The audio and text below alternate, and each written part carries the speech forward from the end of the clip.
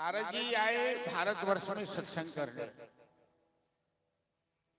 लेकिन जब नारद जी लोगों को देखा, तीर्थों को देखा, आश्रमों को देखा, संत महात्माओं के आश्रम को देखा, तो नारद जी को बड़ी चिंता लगी। आए थे सत्संग करने, लेकिन यहाँ तो लोग सभी अशांत हैं, कहीं कलह है, कहीं कपट है, कहीं छल है। और कलयुग में लोग की दृष्टि में एक अर्थ का ही महत्व रह गया है। न ईमान है, न चरित्र है, न भक्ति है, न भजन है, न धर्म है, न नियम है, न योग है, न साधना है। या टका धर्म टका कर्म टकैव परमं सुखम जस्य पार्श्वे टका नास्ति हा टका टकायते। टका धर्म टका कर्म, ये शतरंज जी यहाँ बिछा हुए हैं, आगे से बिछा। तो नारद जी भ्रमण कर ही रहे थे, नारद जी को आश्चर्य लग ही रहा था। नारद जी के आश्चर्य क्या लगे चले कि संत महात्मा के आश्रम में लोग जाई से ज्ञान प्राप्त करो, शांति प्राप्त करो। आज संत महात्मा के आश्रम में बेसी राजनीति दिखाई दो, बेसी लड़ाई दिखाई दो, बेसी झगड़ा दिखाई दो, कलह दिखाई दो, तो फिर आदमी कतो जाए। तो नारद जी तो गए संतों के आश्रम में जो वहां शांति मिलेगी, तो देखा संत लोग तो ज्यादा ही राजनीति करें, ज्यादा ही अशांत है। उससे भी ज्यादा आश्चर्य नारद जी को तब लगा, इस बच्चे की आवाज थोड़ा और कम दो, हल्का सा कम कर दो, कि यमुना के तट पर नारद जी ने देखा दो वृद्ध व्यक्ति एक युवती की गोद में ऊर्ध्व सांस लेते हुए मरना स्थिति में पड़ा हुआ। यमुना के किनारे एक युवती की गोद में दो वृद्ध व्यक्ति मरणासन स्थिति में पड़ा हुआ। अनेक युवतियां उनकी सेवा कर रही थी, कोई पानी छीट रही थी, कोई पंखा झेल रही थी, कोई जन सेवा कर रही थी। नारद जी ने देखा कि युवतियों की जमात है, हमें क्या लेना देना है। लेकिन जिस युवती की गोद में दो वृद्ध सो रहे थे,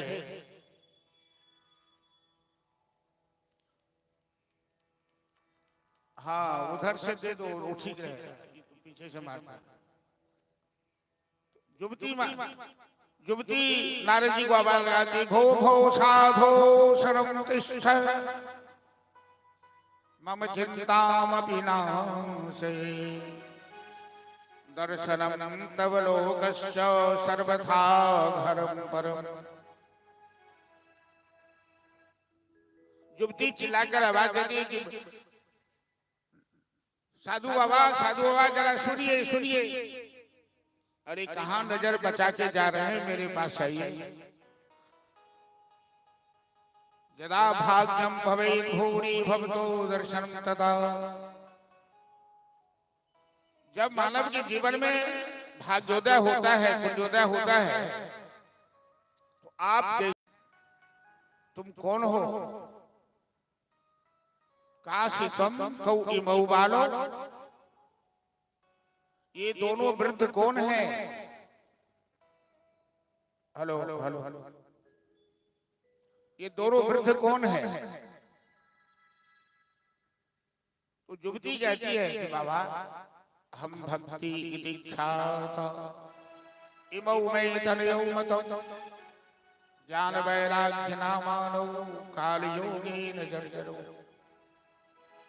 बाबा मेरा नाम भक्ति है, ये दोनों वृद्ध मेरे पुत्र हैं। ज्ञान वैराग्य इनका नाम है, और कलयुग के प्रभाव से इनको बुढ़ापा पकड़ लिया। मैं युवती हूं और मेरा बेटा बुढ़ा हो गया, और मेरे जीवन में यही सबसे बड़ी चिंता है, बड़ी समस्या है।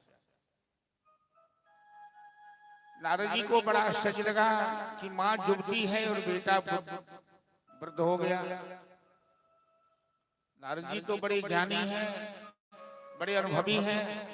नारद जी कहते हैं बहन तुम चिंता मत करो, हम तुम्हारे पुत्र को अभी अभी जवान बना देते हैं। वेद पाठो गीता पाठो मुहुर्मुहु।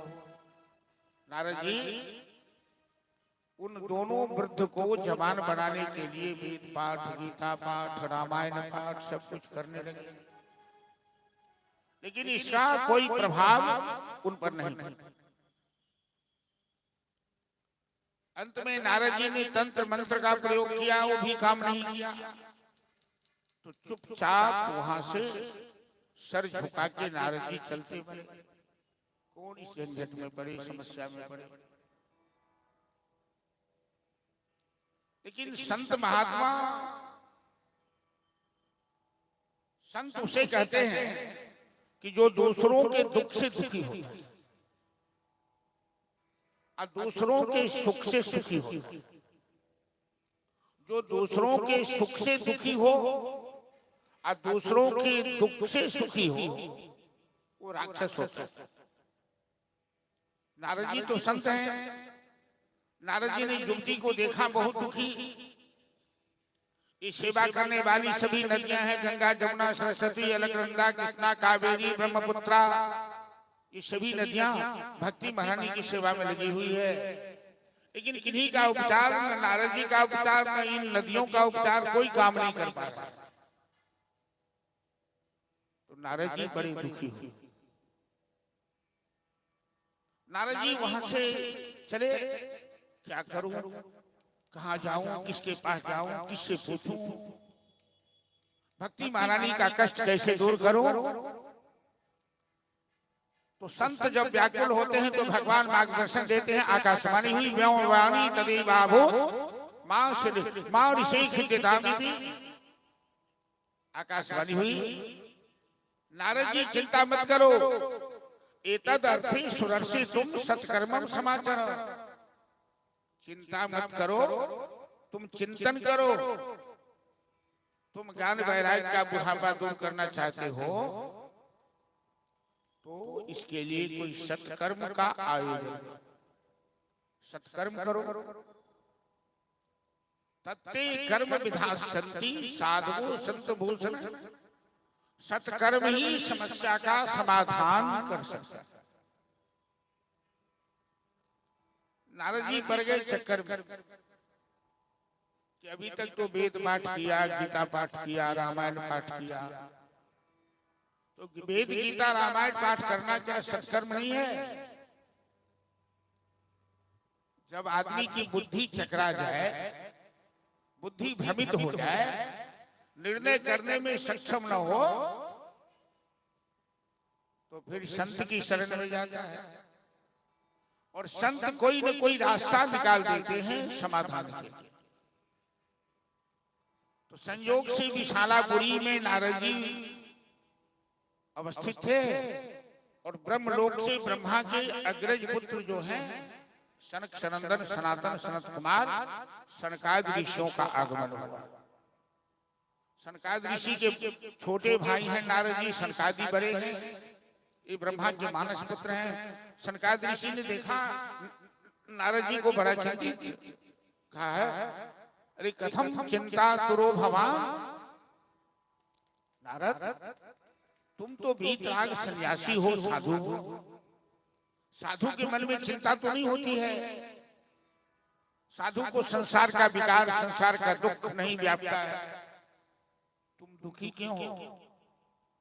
नारद जी कहते हैं भाई मैं अपने दुख से दुखी नहीं हूं। मैंने जमुना के किनारे देखा है कि 16 साल की युवती के गोद में 2 वृद्ध सो रहे हैं और दोनों वृद्ध मरणासन स्थिति में है। ज्ञान वैराग्य नाम है, मां युवती है, बेटा जवान है। और मैंने उन्हें जवान बनाने के लिए वेद, गीता, रामायण का आश्रय लिया, पाठ किया, लेकिन मेरा उपचार कोई काम नहीं किया। मैं इसी बात से चिंतित हूं और कोई मुझे कष्ट नहीं। सनकादि ऋषि कहते हैं कि तुमने सब कुछ किया, लेकिन कलयुग में वेद पाठ गीता पाठ जितना काम नहीं कर पाता है, कलयुग में सत्संग से ही मनुष्य का कल्याण हो पाता है। क्योंकि कलयुग के लोगों की सोच, ज्ञान, समझदारी अल्प हो गई है, तो सत्संग के माध्यम से उन्हें सही बात समझ में आती है। नारद जी कहते हैं कि आकाशवाणी में हमें कहा गया है कि सत्कर्म करो, आकाशवाणी में कहा गया है सत्संग करो, तो मैंने वेद गीता और रामायण का तो पाठ किया, क्या ये सत्संग नहीं है? सनकादिक ऋषि कहते हैं कि हाँ ये भी सत्संग है, लेकिन कलयुग में इनका महत्व ज्यादा नहीं है। कलयुग में वेद गीता रामायण का उतना महत्व नहीं है जितना भागवत का महत्व। और भागवत वेद गीता रामायण का ही सार है। निगम कल्प तरोर गलितम फलम सुख मुखाद द्रवित द्रव संयुतम। वेद रूपी कल्प वृक्ष का ही परिपक्व फल श्रीमद् भागवत है। इसलिए आकाशवाणी में तुम्हें कहा गया है कि भागवत कथा का सत्संग करो। जैसे गन्ना के रस से गुड़ बनता है, घी और गुड़, मिश्री, शक्कर, कंद, ये सब कैसे बनता है? गन्ना के रस। और घी बनता है दूध से।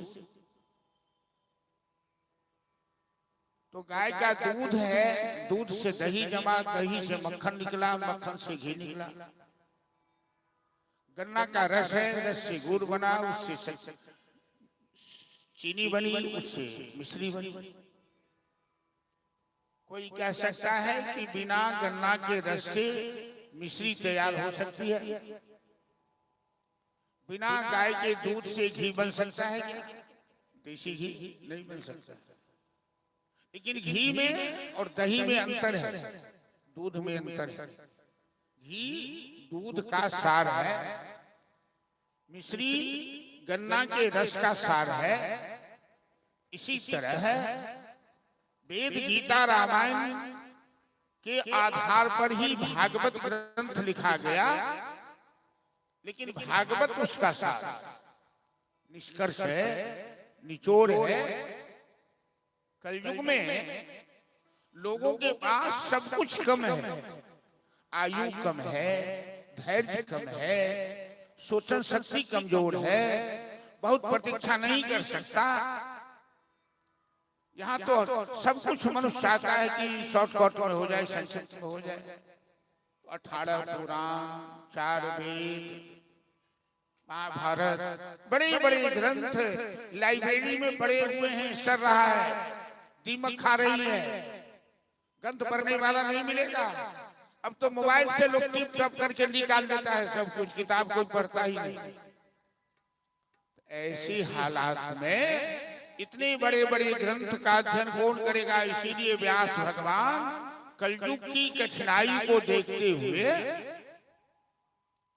लोगों के कल्याण के लिए, जो सहज तरीके से कल्याण हो जाए, बुढ़ापे में भागवत लिखकर। तो नारद जी कहते हैं सनकादिक ऋषि से कि यदि भागवत का इतना महत्व है और भागवत के माध्यम से ही ज्ञान वैराग्य का कल्याण होगा, तो हमें कौन सुनाएंगे भागवत? भागवत तो कोई संत ही सुना सकते हैं, तो आपसे बढ़ के संत कौन होंगे?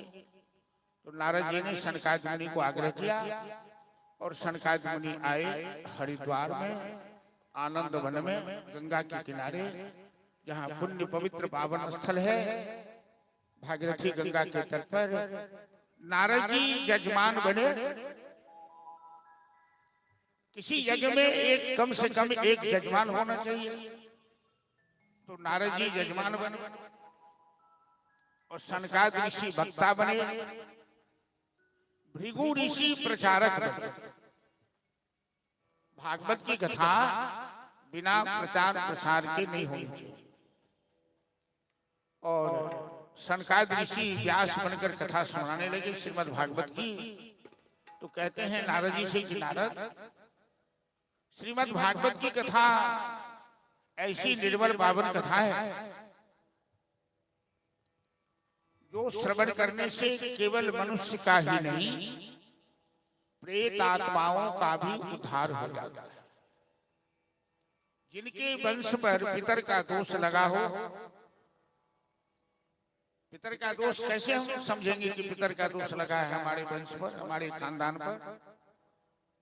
जहां विकास रुक जाता है, जहां बरकत रुक जाती है, जहां वंश वृद्धि नहीं होती है, जहां बार बार दुर्घटना होती है, कोई एक्सीडेंट कर गया, किसी की अकाल मृत्यु हो गई, कितनी भी कमाई हो फिर भी तरक्की नहीं हो रही है, ये सब पितर दोष के कारण होता है।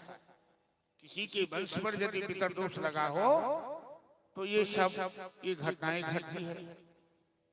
वंश का विकास नहीं होगा, तरक्की नहीं होगी, दुर्घटनाएं होंगी। तो भागवत की कथा से ये सब दोष भी दूर हो जाता है, तत्क्षण दूर हो जाता है, और प्रेतात्माओं का भी उद्धार हो जाता है।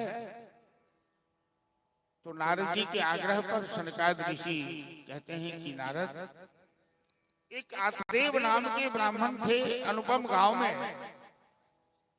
जिन्हें पुत्र नहीं था, बाकी सब कुछ था, विद्वान थे, धन भी था, लेकिन एक संतान के लिए बड़े व्याकुल थे। और जैसे जैसे लोगों ने बताया, आत्मदेव पुत्र प्राप्ति के लिए सब कुछ किया, लेकिन उन्हें पुत्र नहीं हुआ। गांव के लोग, समाज के लोग उन्हें इतने ताने बाने देने लगे कि ग्लानि से आत्महत्या करने चले। तुंगभद्रा नदी के किनारे वो गांव था, नदी में डूबकर मरने चले। आत्मदेव को वहीं एक संत भगवान मिल जाते हैं, एक संत का दर्शन होता है। संत भगवान कहते हैं, अरे तुम पानी में डूबकर मरना चाहते हो, क्या बात है? क्या बाबा, परमात्मा ने हमें सब कुछ दिया है, लेकिन एक पुत्र के बिना हमारी गृहस्थी अधूरी लगी। और वस्तुतः गृहस्थाश्रम में सब कुछ हो और घर में यदि कोई बच्चा ना हो, कोई संतान ना हो, कोई पुत्र ना हो, तो सुनी सुनी सी लगती है। जल जाए जिह्वा पापिनी हरि नाम के बिना, जल जाए जिह्वा पापिनी हरि नाम के बिना, जल जाए जिह्वा पापिनी हरि नाम के बिना, जल जाए जिह्वा पापिनी हरि नाम के बिना, जल जाए जिह्वा पापिनी हरि नाम के बिना। नाम के बिना हो घनी श्याम के बिना, नाम के बिना हो घनी श्याम के बिना, जय हो हरि बोल। हरि नाम के बिना, जल जाए जिह्वा पापिनी हरि नाम के बिना।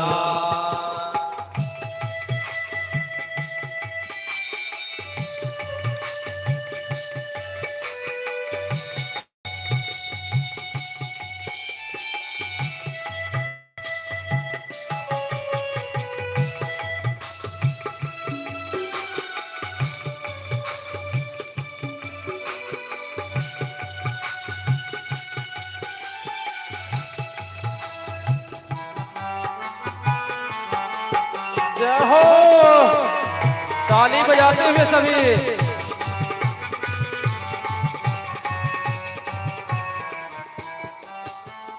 देह प्राण बिनु हस्तदान बिनु देह प्राण बिनु भोजन मान बिना हस्तदान बिनु देह प्राण बिनु भोजन मान बिना क्षत्रियान बिनु विप्रजान बिनु आरति शंख बिना क्षत्रियान बिनु विप्रजान बिनु आरति शंख बिना बिना भजन नर वैसे जैसे बिना भजन नर वैसे जैसे बिना भजन नर वैसे जैसे बिना भजन नर वैसे जैसे अश्व लगाम बिना जय जल जाए बापा अपनी हरि नाम बिना जल जाए देवा पापनी हरे नाम के बिना जल जाए बाबा अपने हरि नाम बिना जल जाए देवा पापनी हरे नाम के बिना जय हो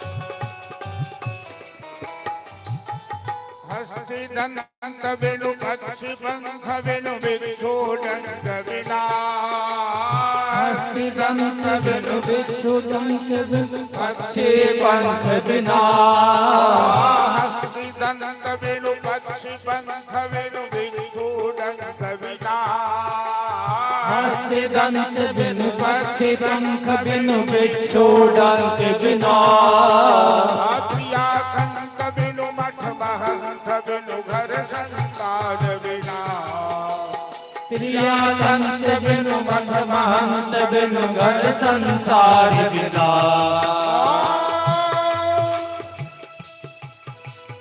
मोर कहे बेकार नाचना मोर कहे बेकार नाचना मोर कहे बेकार नाचना मोर कहे बेकार नाचना श्री घनश्याम बिना हरि बोल जल जाए देवा अपनी हरि नाम के बिना जल जाए बाबा अपनी हरे नाम के बिना जल जाए देवा अपनी हरि नाम के बिना तो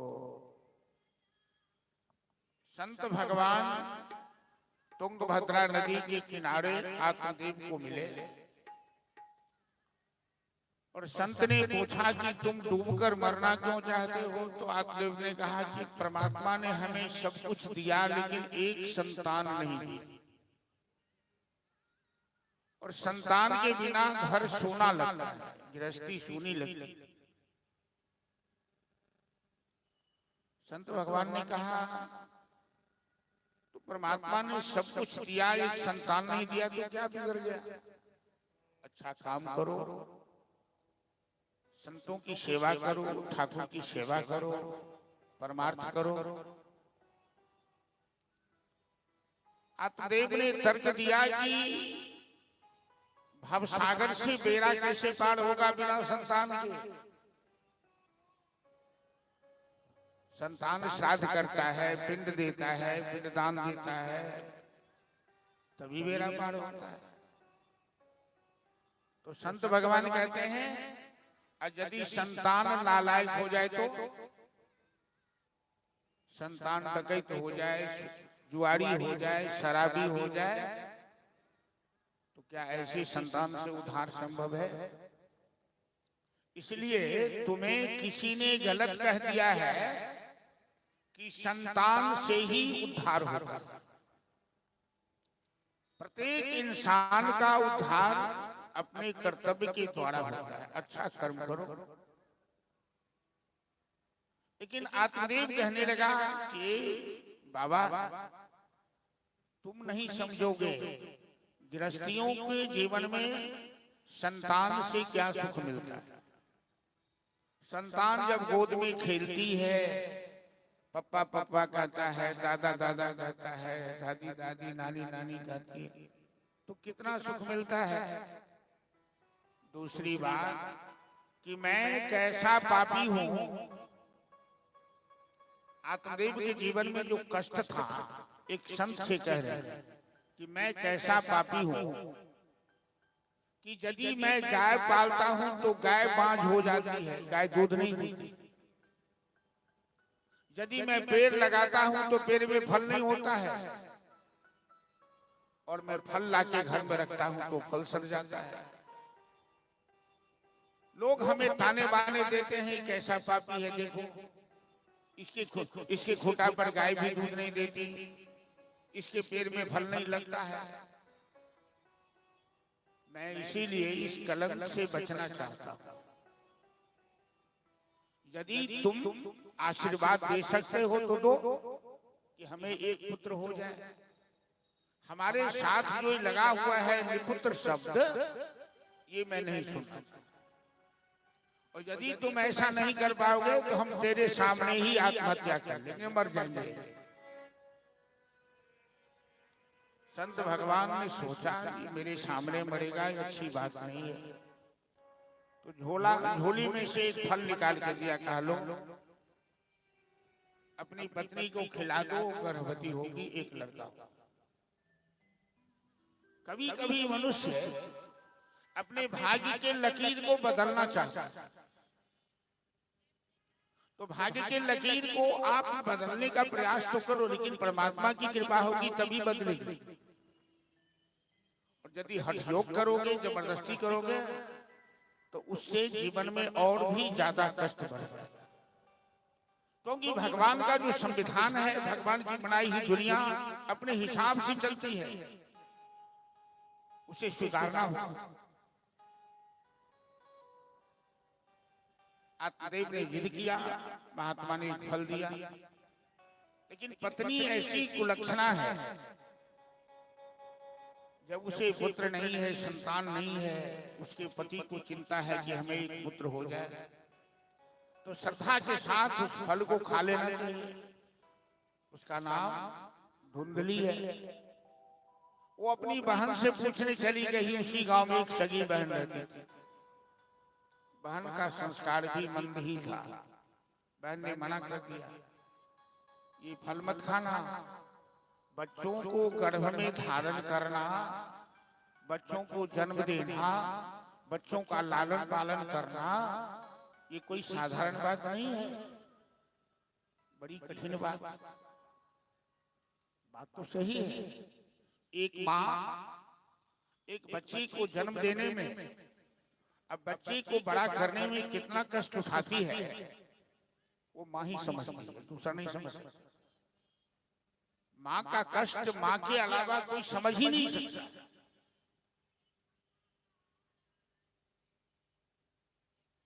भले ही औलाद इस बात को समझे या न समझे, लेकिन माँ तो जानती है कि बच्चे को जन्म देने में, बच्चे के लालन पालन में कितना कष्ट हुआ है। लेकिन जो माँ संतान के लालन पालन से डर जाएगी, अपने जीवन में संघर्ष करने से डर जाएगी, कष्ट उठाने से डर जाएगी, वो फिर माँ तो नहीं बन सकती कभी। धुंधली ने अपनी बहन की बात मानकर पति ने श्रद्धा से फल ला के दिया कि मेरी पत्नी पुत्रवती हो जाएगी, मैं पुत्रवान हो जाऊंगा। अब उसने गाय को खिला दिया। एक गलती की कि फल एक संत का दिया हुआ प्रसाद अनादर करके गाय को खिला दिया। दूसरी गलती कर रही है कि गर्भवती होने का नाटक करने लगी। बहन के कहने पर अपने पति से कहा कि मैं गर्भवती हूं। आत्मदेव को बड़ी प्रसन्नता हुई। लेकिन भाग्य का लिखा हुआ बदलता तो है नहीं। समय भर उसने उसकी बहन के घर से लड़का ले आया, अपने पति से कहा कि ये मेरा लड़का है। गाय को जो फल खिलाया, गाय ने भी मनुष्य का बच्चा जन्म दिया, कान केवल गाय जैसा हो गया, उसका नाम गोकर्ण रखा।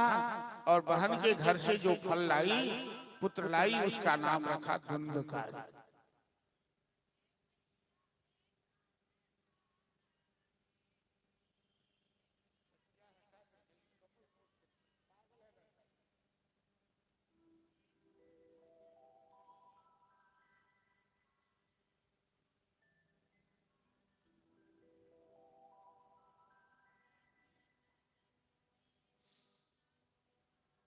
विधि का विधान देखिए।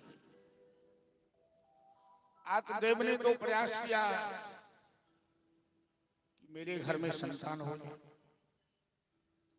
धुंधली ने कपट किया अपने पति के साथ, तो गाय ने भी मनुष्य का बच्चा जन्म दिया। आत्मदेव को बड़ी प्रसन्नता हुई कि परमात्मा ने हमें दो दो पुत्र दिए। गाय का बच्चा भी हमारा अपना बच्चा है, और एक मेरी पत्नी के गर्भ से जन्म लिया जो वो अपनी बहन के घर से लाई थी। लेकिन दोनों के संस्कार में अंतर हुआ। एक संत स्वभाव का था, एक संस्कारी था, विद्वान था, और दूसरा सभी बुरे लक्षणों से, बुरे संस्कारों से भरा हुआ था। गोकर्ण जैसे जैसे बड़ा हुआ तो आत्मदेव को सुख देने लगा, और धुंधकारी जैसे जैसे बड़ा हुआ तो आत्मदेव को कष्ट देने लगा। इतना कष्ट दिया, ऐसा आचरण किया कि अब तक आत्मदेव संतान के बिना जो दुखी थे, अब संतान पाकर के दुखी हो। कहने लगे, सोचने लगे कि परमात्मा ऐसा संतान नहीं देता तो ही ठीक था। बहुत दुखी हो गए और एक दिन गोकर्ण के पास गए। गोकर्ण संत स्वभाव का है। कहा, पुत्र, मैं तुम्हारे पास आया हूं कुछ विचार करने के लिए, कुछ अपना कष्ट सुनाने के लिए। तुम विद्वान है, तू संस्कारी है, तुम अवश्य है कि मेरी चिंता दूर करोगे। गोकर्ण ने कहा, पिताजी कहिए क्या बात है। तो अब तक हमें पुत्र नहीं था, इस बात से मैं अधिक दुखी था, लेकिन अब मैं धुंधकारी जैसे पुत्र को पाकर और भी ज्यादा दुखी हो गया। इससे अच्छा तो मैं बिना पुत्र का था। अब क्या करूं समझ में नहीं आ रहा है। धुंधकारी का लक्षण देखकर हमें चिंता बढ़ती जा रही है कि धुंधकारी का कल्याण कैसे होगा, मेरे वंश का उद्धार कैसे होगा। गोकर्ण जी तो संत स्वभाव के हैं। गोकर्ण जी कहने लगे, पिताजी, संसार में इंसान इसी तरह गलती करता है। अपना उद्धार कैसे होगा, अपना कल्याण कैसे होगा, ये तो कोई सोचता नहीं। लेकिन बाल बच्चों के लिए जन्म से लेकर मरण पर्यंत तक हाय हाय करता है, चिंता करता है, दुखी रहता है। पिताजी, अब हम लोग बड़े हो गए, धुंधकारी भी बच्चा नहीं है, मैं भी बच्चा नहीं, हम जवान हो गए हैं। अब तक आपने हम लोगों का लालन पालन किया, जो आपको करना था आपने किया। अब हम लोगों को अपने कल्याण के लिए स्वयं ही सोचना चाहिए। माँ बाप औलाद के लिए जिंदगी भर नहीं सोचते हैं। पिताजी, आपका कल्याण कैसे होगा, आपने कभी सोचा? आप बुढ़ापे अवस्था में आ गए हैं, बाल बच्चों के लिए सोचने का समय पीछे रह गया। अब आप अपने लिए सोचिए कि अपना कल्याण कैसे। मैं यही कहना चाहता हूं आप तमाम श्रद्धालुओं से कि भागवत की कथा ये जीवन है, मानव के जीवन में संदेश देती है ये कथा, जीने की कला सिखलाती है कि हम लोग यही गलती करते हैं।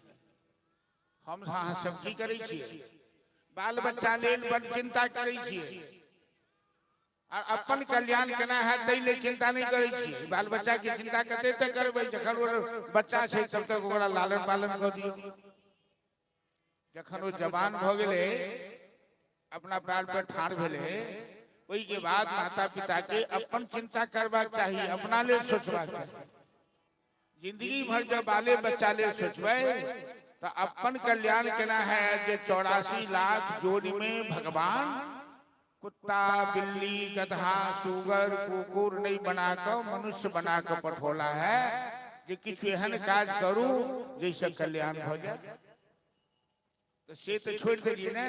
तो आत्मदेव को गोकर्ण जी यही कहते हैं कि पिताजी पुत्र की चिंता छोड़कर अब आप अपनी चिंता कीजिए और भगवान के दरबार में प्रवेश कीजिए, परमात्मा का आश्रय लीजिए, क्योंकि परमात्मा के आश्रय में गए बिना कल्याण संभव नहीं है, उद्धार संभव नहीं है। दरबार में राधा रानी के दुख दर्द मिटाए जाते हैं दरबार में राधा रानी के दुख दर्द मिटाए जाते हैं।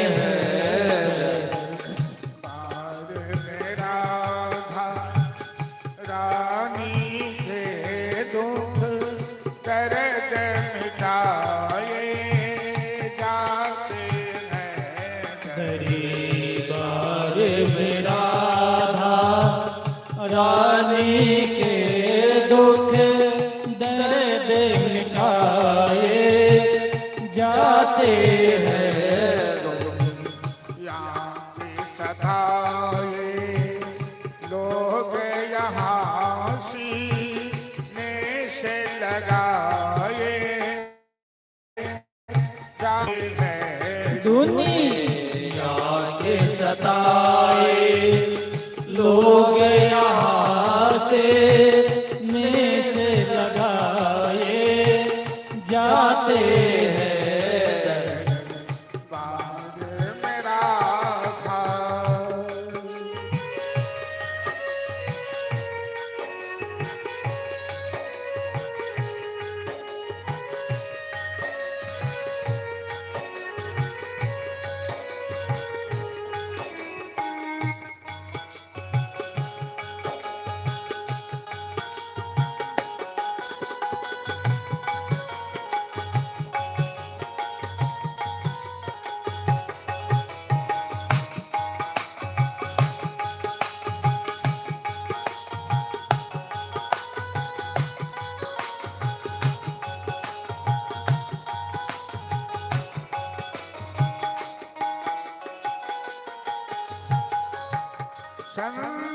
संसार कहाँ सुख रहने में दुख ही दुख सहने करते हैं।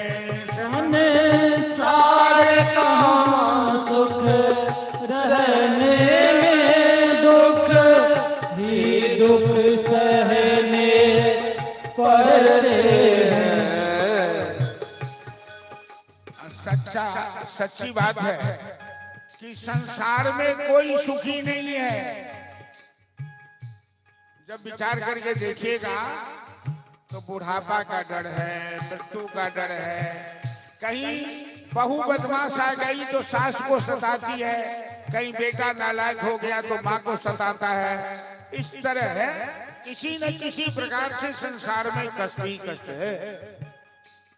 संसार कहाँ सो रहने में दुख ही दुख सहने करते हैं भर भर कर अमृत का प्याला भरे भर कर अमृत का प्याला यहाँ रोज पिलाए जाते हैं भरे भरी कर अमृत का प्याला यहाँ रोज पिलाए जाते हैं। तारे मेरा था रानी के दुख दर्द मिटाए जाते हैं गरीबार मेरा था रानी के दुख दर्द मिटाए जाते हैं।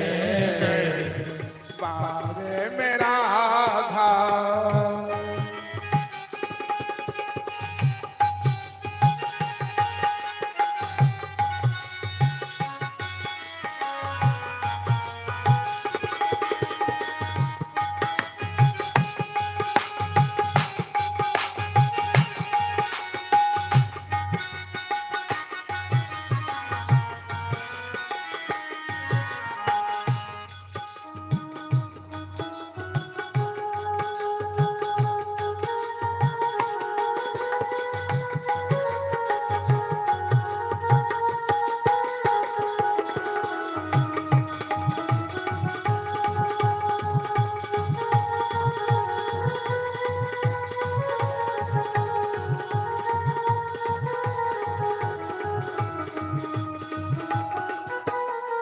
जो राधा राधा नाम जपे हो उनकी शरण में रहते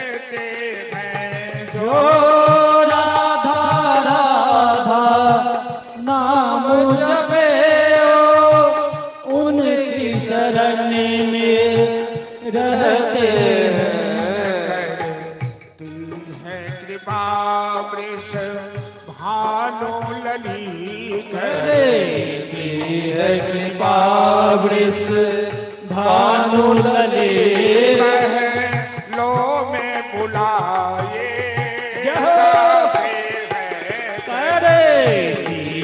कृपा वृष भानु ललित महलों में बुलाए जाते हैं। पारे मेरा रानी के दुख दर्द मिटाए जाते हैं। बारी राधा रानी के दुख दर्द मिटाए जाते हैं। बारी मेरा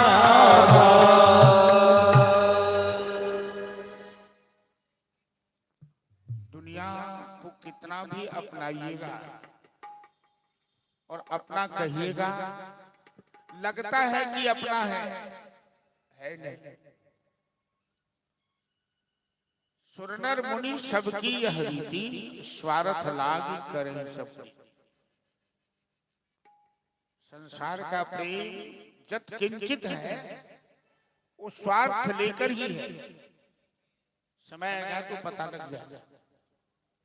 जब तक किसी को किसी से स्वार्थ है, पिता को पुत्र से, पुत्र को पिता से, पति को पत्नी से, पत्नी को पति से, जो भी संबंधी है, जिस दिन स्वार्थ दूर हो जाएगा फिर अपमान शुरू हो जाएगा। जब ये शरीर निकम्मा हो जाएगा ना, घर पकड़ लेगा, बिस्तर पकड़ लेगा, तो सबको लगेगा कि ये भार हो गया, ये जल्दी बोझ टल जाए। यही दुनिया है।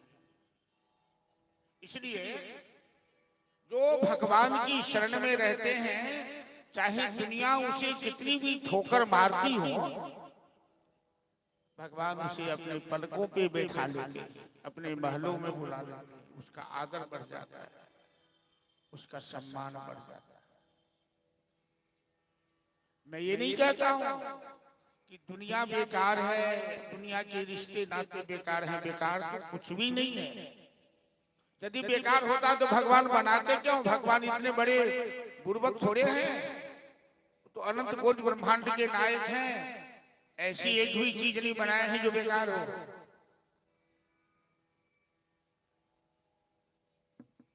लेकिन हम लोगों ने उसे बेकार कर दिया।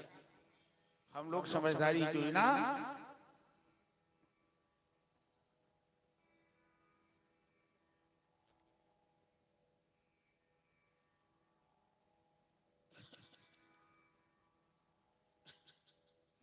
तो गोकर्ण ने अपने पिताजी से कहा कि पिताजी, दुनिया के लिए जब तक जो सोचना था आपने सोचा। अब राधा रानी की शरण में, परमात्मा की शरण में चले।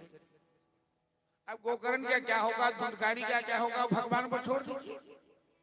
जैसा जिसका कर्म होगा वैसा भोगेगा। क्योंकि संसार में वही होता है। लगाया जो पेड़ है हमने पहले, लगाया है जो पेड़ हमने पहले जो पेड़ लगाया है, बबूल रोपा है तो काट मिलेगा, आम रोपा है तो फल मिलेगा। उसी का फल अब हम पा रहे हैं। आत्मदेव संन्यास ले। गोकर्ण जी ने सोचा कि ऐसे भाई के साथ रहना मुश्किल है, वो भी तीर्थ यात्रा में चले गए।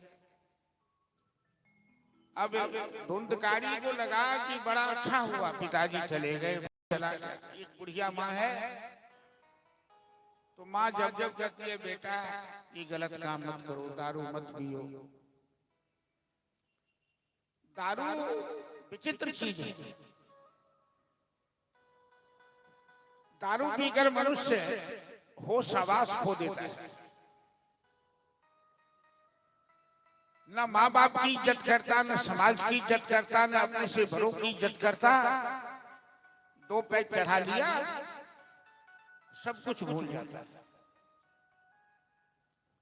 संसार में जितने लोगों को, जितने वंश को, जितने खानदान को दारू ने बर्बाद किया है, वो महाभारत की लड़ाई चाहे विश्व युद्ध भी बर्बाद हुआ। तो माँ कहती है बेटा दारू मत पी, वो जहर है। वैसे कोई जहर देगा तो पियोगे, दारू में जहर है। बेटा जुआ मत खेल। जुआ में युधिष्ठिर ने राजपाट द्रौपदी को हारा, महाभारत हो गया। जुआ मत खेल। तो माँ तो कहती है हित के लिए, और बेटा माँ की पिटाई करता है। चुप बुढ़िया। माँ बाप की बात जब औलाद को अच्छी नहीं लगने लगे तो समझिए कि उस औलाद का बुरा दिन आ गया। क्योंकि माँ बाप कभी अपनी औलाद का हित नहीं चाहते। वो मरते दम तक अपनी औलाद के लिए बुरा नहीं सोच सकती माँ, कभी नहीं। क्योंकि औलाद माँ की जिगर का टुकड़ा होता है, माँ का कलेजा होता है। लेकिन औलाद को जब दुर्बुद्धि, विनाशकाले विपरीत बुद्धि आ जाती है तो माँ बाप को शत्रु मान लेता है। धुंधकारी का व्यवहार देखकर धुंधली ने गलती की। आज धुंधली ने जो पेड़ लगाया, आज वही फल उसे मिल रहा है। धुंधकारी जैसे बेटा को धुंधली ने अपनी बहन के घर से लाया। एक संत का प्रदान भुलाकर एक कुलक्षण व्यक्ति को ले आया। आज उसका फल उसे कांटे चुभ रहे हैं। वो अपनी गलती किसी से कह नहीं सकती। अंत में ऐसी स्थिति हुई कि कुआं में गिरकर अपनी जान दे दी, आत्महत्या कर। धुंधकारी को कहीं थोड़ा सा भी कष्ट नहीं हुआ कि पिताजी चले गए छोड़कर, भाई चला गया, संत जैसे भाई विद्वान था वो भी चला गया, माँ भी मर गई आत्महत्या करके। इसे तो बहुत अच्छा लगा, अब तो मैं स्वतंत्र हूँ, जुआ खेलूंगा, दारू पीऊंगा, वेश्या के साथ रहूंगा, कोई कहने वाला नहीं, परम स्वतंत्र सिर्फ। अंत में इसकी संपत्ति सब नष्ट हो गई। एक दो नहीं, पांच पांच वेश्याओं को अपने घर में लाके रख लिया और चोरी डकैती शुरू कर दी। राजा के घर डाका डाला, सोने चांदी हाथ लगे, मदिरा पीकर बुत पड़ा हुआ। वेश्या किसी की प्रेमिका नहीं होती है, वेश्या किसी से प्रेम नहीं करती, वो नोट से प्रेम करती है, दौलत से प्रेम करती है।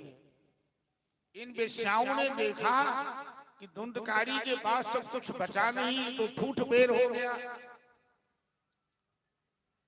तो इसकी हत्या कर दी। लोहे का सलाका आग में लाल करके मुंह में डालकर तरपारी का माल था लेके सभी फरार हो गए। अकाल मृत्यु हुई तो प्रेत योनि प्राप्त हुई, धुंधकारी प्रेत बन गया। अब वो गांव वालों को शांत कर दिया, प्रेत बनकर उपद्रव करना शुरू किया। गोकर्ण जी तीर्थ यात्रा में थे, पता लगा कि माता का देहांत हो गया, भाई की भी अकाल मृत्यु हो गई। तो दोनों के लिए गोकर्ण जी गया में जाकर श्राद्ध किए, पिंडदान दिए, उनके कल्याण किए। और अपनी जन्मभूमि आने का मन हुआ, क्योंकि जन्मभूमि के प्रति सबों का अनुराग होता है, सहज प्यार होता है। शाम का समय था, बिस्तर लगाकर माला जप रहे थे, धुंधकारी प्रेत बन के उपद्रव करना शुरू किया। कभी किधर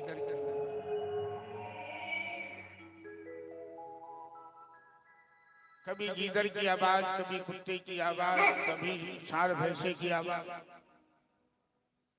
गोकर्ण जी तो गायत्री के उपासक थे, संत थे, वो समझ गए इस जगह पर प्रेतात्मा का वास हो गया है, पितरदोष लग गया है। उन्होंने जल को अभिमंत्रित किया और जल का छांटा चारों तरफ किया। प्रेतात्मा छाया रूप में सामने खड़ा हो गया, जोर से रोने लगा। धुंधकारी से गोकर्ण पूछते हैं, तुम कौन हो, क्यों रोते हो, क्या कष्ट है? धुंधकारी रोकर कहता है, भाई मैं तुम्हारा भाई धुंधकारी हूं, हमें प्रेत योनि प्राप्त हो गई, मैं बहुत कष्ट में हूं। भाई तू तो संत है, तू वैष्णव है, मेरे कल्याण के लिए कोई उपाय कर। गोकर्ण जी कहते हैं कि मैंने तेरा गया में श्राद्ध किया है। ऐसी मान्यता है कि पापी से पापी का गया में श्राद्ध किया जाए, उद्धार हो जाता है। धुंधकारी कहता है, भाई कि मेरे जैसे पापी का गया श्राद्ध से भी उद्धार, गया श्राद्ध सतेनापि मुक्ति नौमे भविष्यति, एतद अर्थे उपायम अन्यान चिंतये। मेरे कल्याण के लिए कोई दूसरा उपाय सोचो, मेरे जैसे पापी का गया श्राद्ध करने से उद्धार नहीं होगा। गोकर्ण जी कहते अच्छा, तो हमें रात में विश्राम करने दो, सवेरे हम कुछ सोचते हैं। प्रातः काल गोकर्ण जी सूर्यदेव को अर्घदान देने गए और सूर्यदेव से पूछा, गायत्री के उपासक थे, सूर्यदेव को स्तंभित किया, कहा हे सूर्य भगवान, मेरे भाई का गया श्राद्ध करने से भी उद्धार नहीं हुआ, अब क्या करूं, मेरी बुद्धि काम नहीं कर पा रही है। सूर्यदेव तो प्रत्यक्ष देवता है, सभी विद्याओं के ज्ञाता है। सूर्यदेव ने कहा कि अब एक ही उपाय बचा है तेरे भाई के कल्याण के लिए, कि सप्ताह भागवत का संकल्प करके उस प्रेत आत्मा के निमित्त से उसे कथा सुना। प्रातःकाल पूरे गांव में निमंत्रण भेज दिया और प्रेत आत्मा धुंधकारी के निमित्त संकल्प किया, श्रीमद् भागवत कथा प्रारंभ की। धुंधकारी ने कहा, भाई हम तो जमीन पर नहीं बैठ सकते, हम तो प्रेत हैं, देवता और प्रेत जमीन पर नहीं बैठता, कोई ऊंचा आसन होता है उसका। गोकर्ण जी ने कहा तुम किसी लकड़ी में प्रवेश कर जाओ। तो जिस छत के नीचे कथा चल रही थी उसमें बांस का कोरो लगा हुआ था। उसी बांस में जिसमें 7 गांठ थी, धुंधकारी प्रवेश किया, 7 दिन कर लिया। इतना पाप किया था धुंधकारी अपने अगले जन्म में, जुआ के द्वारा, मदिरा के द्वारा, वेश्या वृत्ति के द्वारा, चोरी डकैती के द्वारा। ऐसे एक भी बुरे कर्म नहीं थे जो धुंधकारी ने नहीं किया। लेकिन कोई भी चीज जब चरम सीमा पर पहुंचती है, जैसे ठंड चरम सीमा पर आ गई है। आप लोगों को तो वहां बैठे में ठंड कम लगती है, लेकिन ठंडा का समय है, लेकिन ठंड भी जाने वाली है, कल परसों तक ठीक हो जाएगा, चिंता करे की बात नहीं है। क्या आदमी कह ठंडा में किया शुरू कर लिए, पहले ठंड तो ये 5म बेर कथा है, सब बेर ही महीना में भेले है दुआरे। अब बीच में मौसम ठीक हो गए चले, प्रोग्राम तो महीने बनी गए चले, क्या भ गई शुरू। लेकिन शुभ काज में जो बढ़िया समय के प्रतीक्षा करबे, जो बढ़िया समय देते ही काज कर ले, आ बीच में कहीं भगवान बजा ले तो गोविंदाय नमो नमः। तब मृत्यु के लिए ठंडा छे ने गर्मी छे, तो आपातकाल छे, कखनो राम नाम सत्य भ जाए, तखन तो जग नहीं है ने। ते आपातकाल में शुभ कर्म के बेसी विचार नहीं करबाक चाहिए, एकरा आपद धर्म मानल जाए। आ कनी कष्ट होय छै तो लोग सहे छै, फिर भगवान ठीक करते। तो गोकर्ण जी वो धुंधकारी एकदम एक पल, एक पलक भी नहीं गिरने देता था। अन्न जल सब त्याग कर 7 दिन 7 रात बैठा था। पाप करने से उसे इतना कष्ट मिला था, इतना उब चुका था कि वो चाहता था कि भगवान हम पर कृपा कर दे। और भागवत की कथा लोगों को भगवान से मिलाने का काम करती है। 7वें दिन कथा की पूर्णाहुति ही धुंधकारी को प्रेत योनि से मुक्ति मिली। उस सुंदर स्वरूप धारण करके गोकर्ण के सामने आ गया। उसके लिए भगवान ने विमान भेजा, क्योंकि सावधान होकर कथा सुना। भागवत की कथा यदि कोई सावधान होकर सुनते हैं आदि से अंत तक, तो निश्चित रूप से जीवन में कोई न कोई किसी न किसी प्रकार का परिवर्तन होता है। धुंधकारी के लिए विमान आया, उसने सब गांव वालों को प्रणाम किया, व्यास मुनि को प्रणाम किया, गोकर्ण जी को प्रणाम किया, विमान पर चढ़कर परम गति प्राप्त किया। ये कथा आनंदवन हरिद्वार में सनकादिक ऋषि नारद जी को जजमान बनाकर भागवत कथा का महात्म्य सुनाते हुए सुना रहे थे और कहने लगे कि नारद, ये भागवत की कथा ऐसी निर्मल पावन कथा है कि प्रेत आत्माओं का भी उद्धार श्रीमद् भागवत कथा के माध्यम से हो जाता है। और वहाँ अद्भुत चमत्कार हुआ, जहाँ सनकादिक ऋषि श्रीमद् भागवत की कथा कर रहे थे, वहाँ सुखदेव जी आ गए, प्रहलाद जी आ गए, इंद्र आ गया, उद्धव जी आ गए। प्रहलाद तालधारी तरणगत्या चतुर्भुव कांसधारी वीणाधारी सुरर्षि सभी नाचने लगे, गाने लगे। भगवान भोलेनाथ आ गए, नंद नंदन श्याम सुंदर आ गए। अद्भुत चमत्कार हो गया। और वहीं पर भक्ति महारानी, जिनके दोनों पुत्र बुढ़ापे में ज्ञान वैराग जिनका नाम था, जिनके बुढ़ापा से भक्ति महारानी को बड़ी चिंता थी, आज वो चिंता भी दूर हो गई। भागवत भगवान की कृपा से ज्ञान वैराग का बुढ़ापा दूर हो गया। दोनों जवान हो गए, 25 वर्ष के राजकुमार के समान। अब भक्ति महारानी अपने दोनों पुत्र की जवानी देखकर आनंद मग्न हो गई। उमंग में नाचती हुई, हाथ पकड़ के कीर्तन करती हुई जहाँ कथा चल रही थी वहाँ आ रही है। भक्ति ही सुतौ तौ तरुणौ गृहीत्वा प्रेमैकरूपा सहसा विराज। श्री कृष्ण गोविंद हरे मुरारे नाथेति नामा निमुहुर्वदन्ति।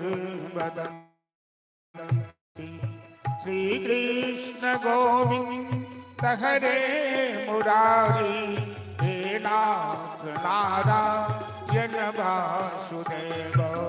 श्री कृष्ण गोविंद हरे मुरारी हे नाथ नारायण वासुदेवा। श्री कृष्ण गोविंद हरे मुरारी हे नाथ नारायण वासुदेव। श्री कृष्ण गोविंद हरे मुरारी हे नाथ नारायण वासुदेवा। हे नाथ नारायण वासुदेवा। हे नाथ नारायण वासुदेवा। हे नाथ नारायण वासुदेवा। हे नाथ नारायण वासुदेवा। श्री कृष्ण गोविंद हरे मुरारी हे नाथ नारायण वासुदेवा। श्री कृष्ण गोविंद हरे मुरारी हे नाथ नारायण वासुदेवा। कृष्ण गोविंद हरे मुरारी हे नाथ नारायण वासुदेवा। श्री कृष्ण गोविंद हरे मुरारी हे नाथ नारायण वासुदेवा। हे नाथ नारायण वासुदेवा। हे नाथ नारायण वासुदेवा।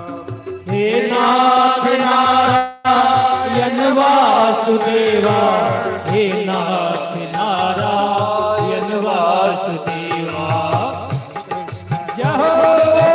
हरे मुरारी हे नाथ नारायण वासुदेवा।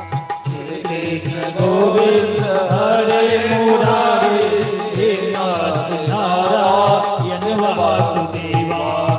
कृष्ण गोविंद हरे मुरारी हे नाथ नारायण वासुदेवा। श्री कृष्ण गोविंद हरे मुरारी हे नाथ नारायण वासुदेवा। हे नाथ नारायण वासुदेवा।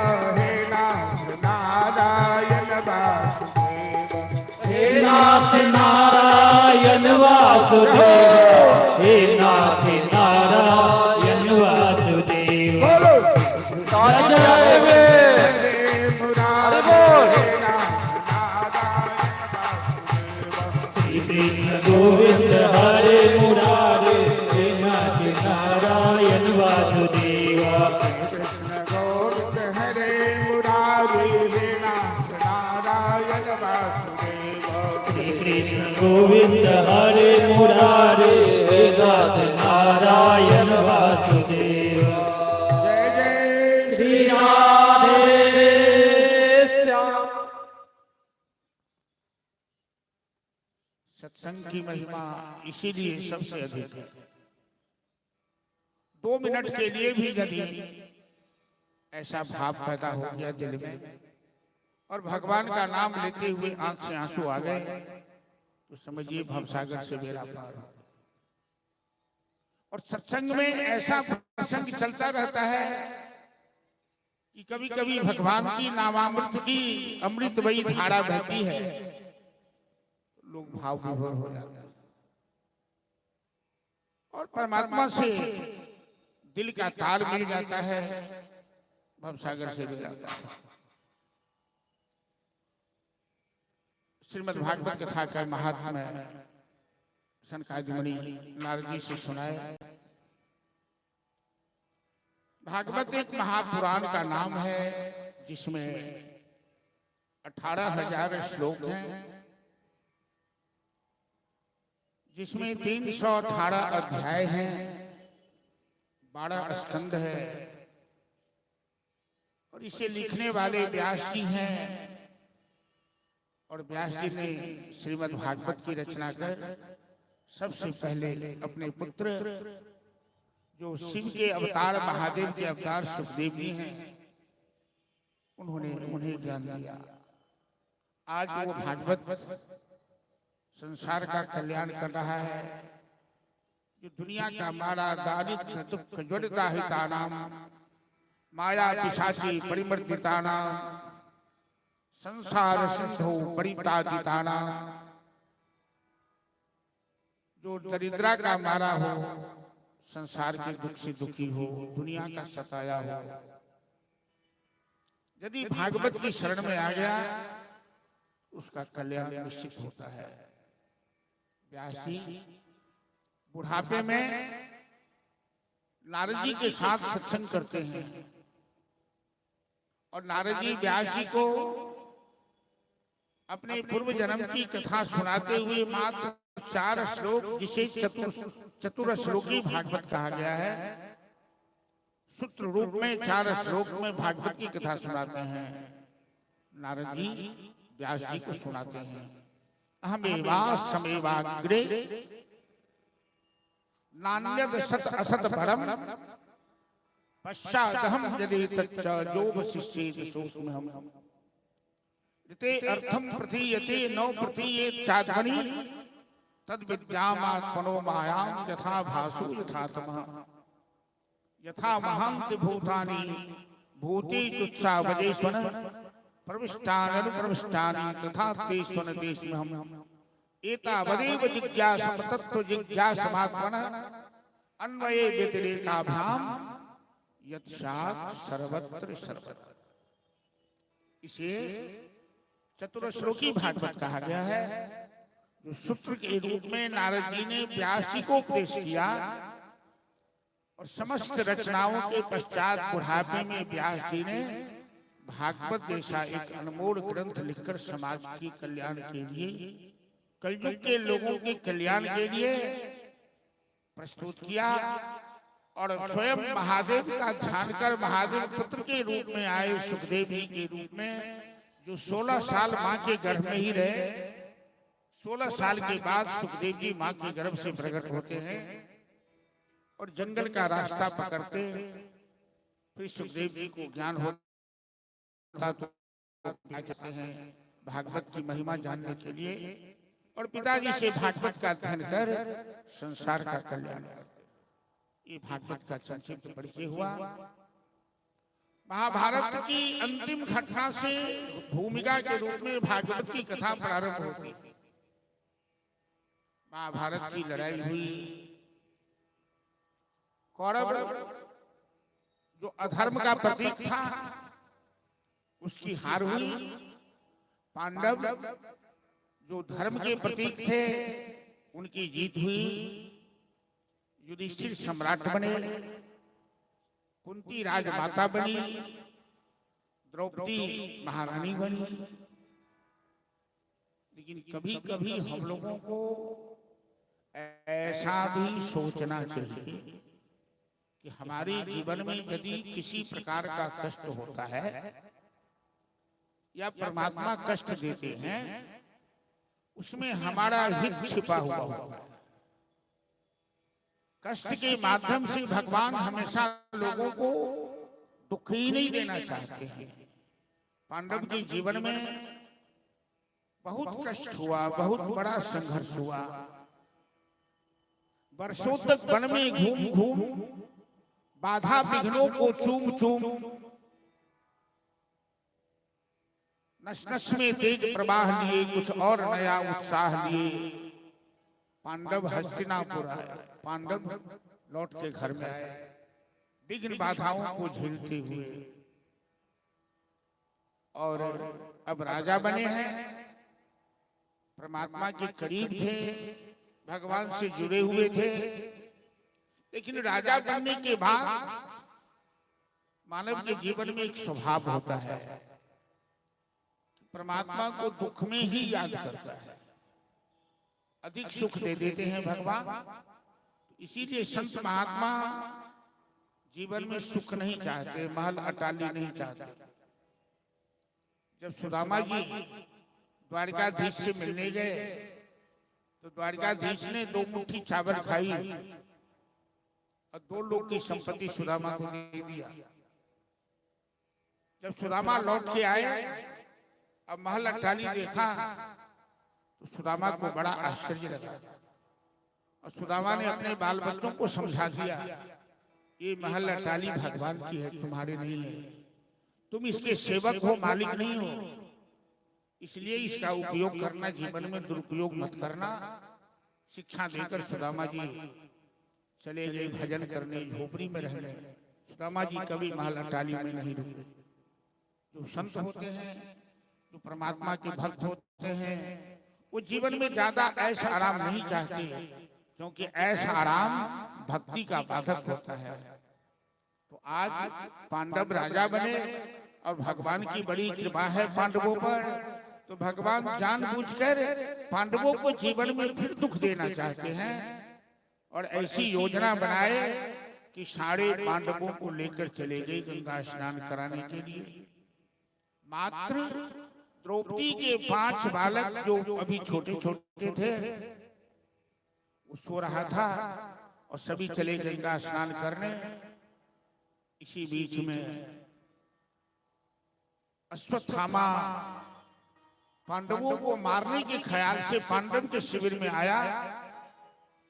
पांडव को लेकर तो भगवान चले गए थे गंगा स्नान, गोमती स्नान कराने के लिए। अश्वत्थामा ने उन बालकों की हत्या कर दी, 5 की एक साथ में। गंगा स्नान से जब लौटे, द्रौपदी ने अपने बालकों की लाश देखी पड़ी हुई। द्रौपदी जोर से चिल्लाने लगी, हे मधुसूदन, ये मैं क्या देख रही हूँ? मेरे 5 पुत्रों को मार डाला किसी ने। भगवान कृष्ण कहते हैं, द्रौपदी, ये नीचता अश्वत्थामा ने की है, हम उसे दंड देंगे, तुम चिंता मत करो। अर्जुन को आदेश दिया और अर्जुन ने अश्वत्थामा को बंदी बनाया। बंदी बनाकर भगवान के सामने हाजिर किया। भगवान कृष्ण कहते हैं, द्रौपदी, यही तेरे पुत्र का हत्यारा अभी सामने खड़ा है, बोलो इसे क्या दंड दिया जाए? हेलो,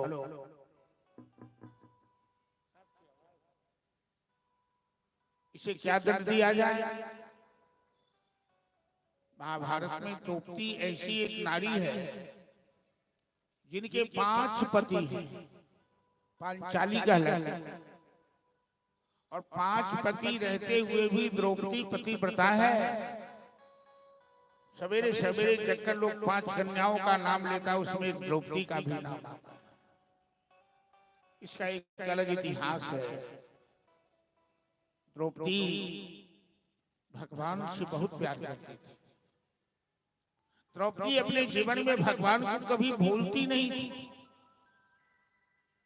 भगवान ने कहा, द्रौपदी, ये तेरे पुत्र का हत्यारा है, इसे क्या दंड दिया जाए?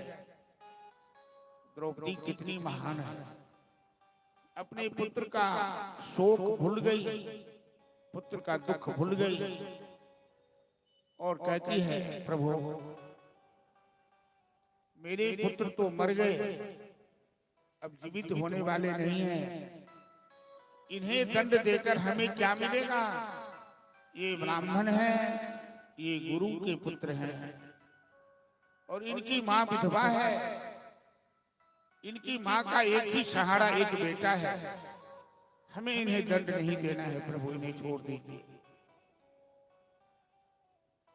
भगवान कृष्ण कहते हैं, द्रौपदी, तू महान है, तू इसे क्षमा कर दी, ठीक है, लेकिन मैं तो इसे दंड दूंगा।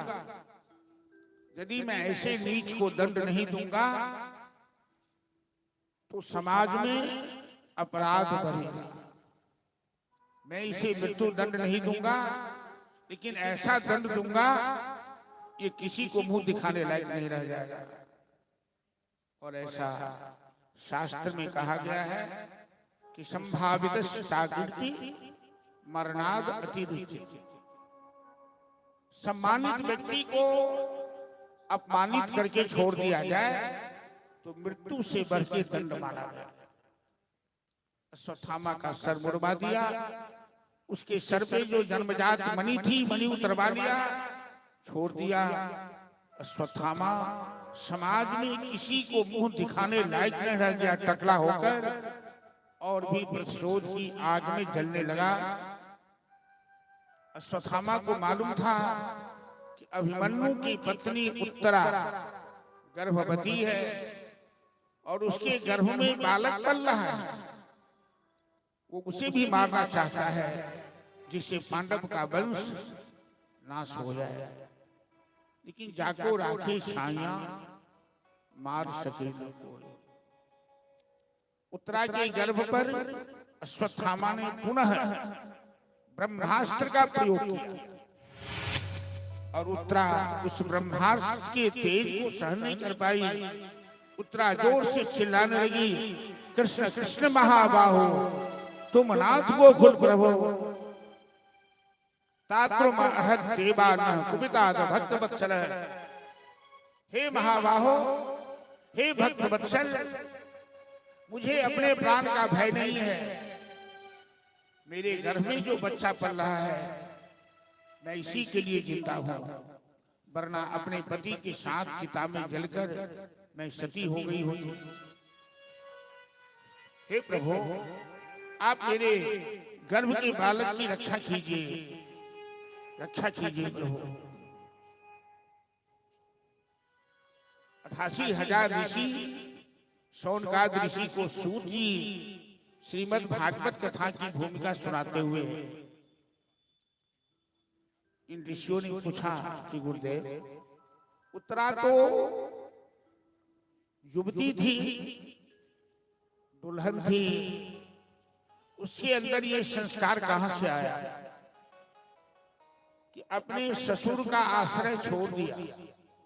गांडीवधारी अर्जुन, गदाधारी भीम, नकुल सहदेव, सब के सब महारथी वहां थे, लेकिन उत्तरा अपने ससुर का सहारा नहीं लिया। उत्तरा सीधे भगवान की शरण में आ गए। ये संस्कार की बात होती है।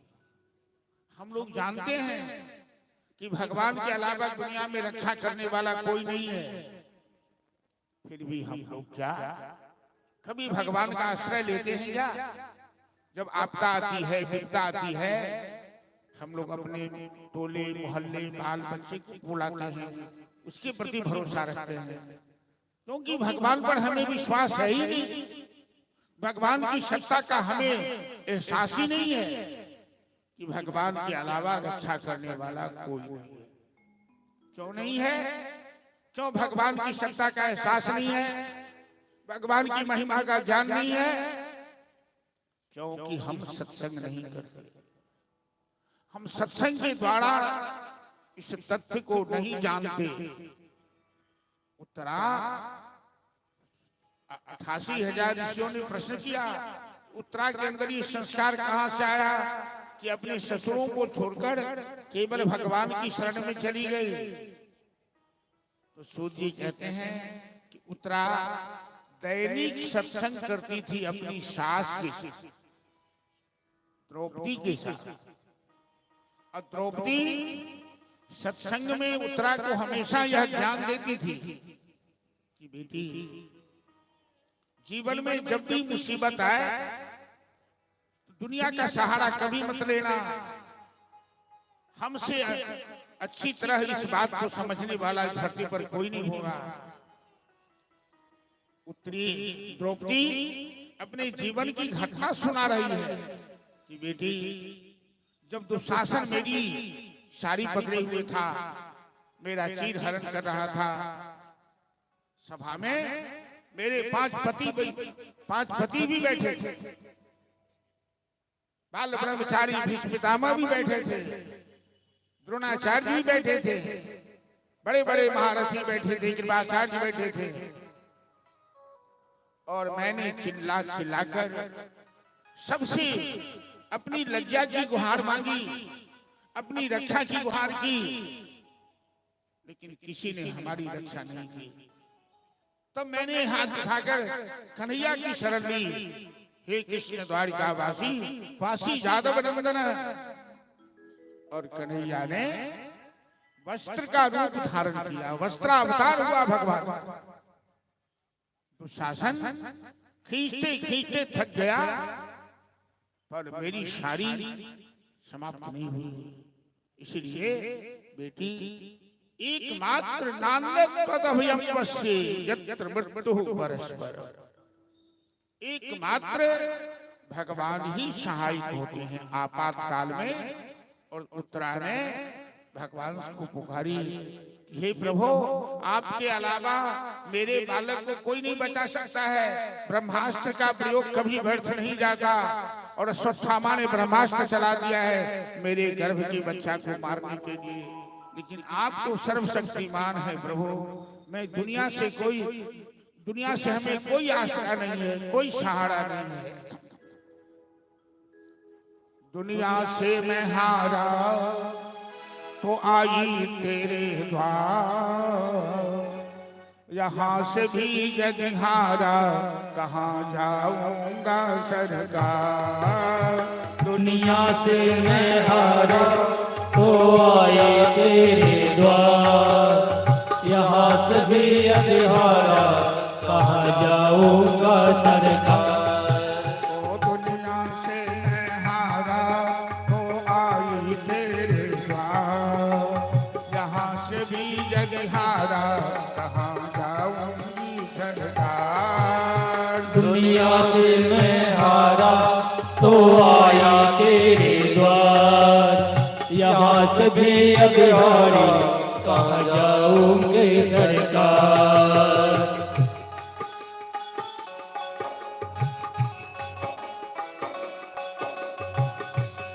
जय हो।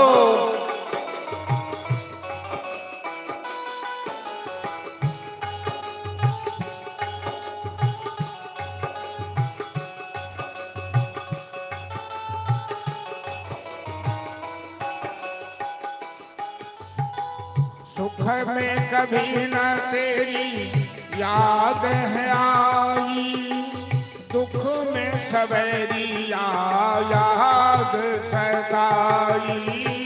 सुख में कभी ना तेरे याद है आए, दुख में सवेरे याद सताए।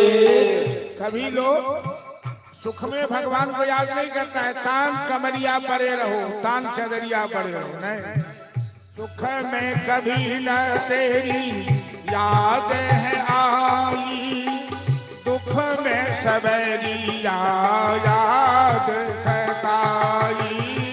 सुख में कभी ना तेरे याद है आए, दुख में सवेरे याद सताए। सब अपराध है मेरा मैं करती हूँ स्वीकार, सब अपराध है मेरा मैं करती हूँ स्वीकार। यहाँ पे भी यदि हारा कहाँ जाऊंगा जय दुनिया से मैं हारा तो आया तेरे द्वार, यहाँ से भी यदि हारा कहाँ जाऊंगा सरकार। हरि बोल।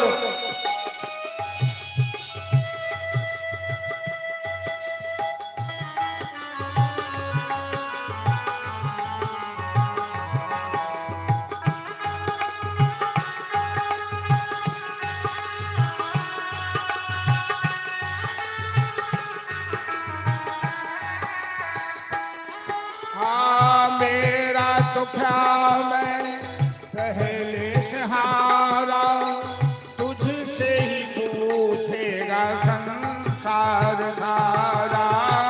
मेरा तो क्या मैं पहले से हारा, तुझसे पूछेगा संसार सारा।